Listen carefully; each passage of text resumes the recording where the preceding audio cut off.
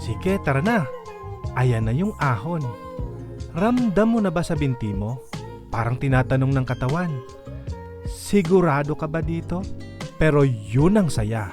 Ikaw at ang bisikleta laban sa kalsada. Tingnan mo yung tanawin. Minsan, nakakalimutan natin kung gaano kasarap magpedalang at pakinggan ang paligid. Yan.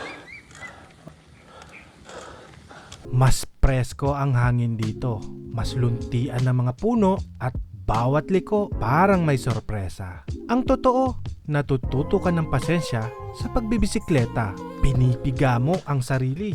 Medyo nahihirapan, pero darating din yung gantimpala. Yung oras na nasa tuktok ka na ng ahon, humihinga ng malalim.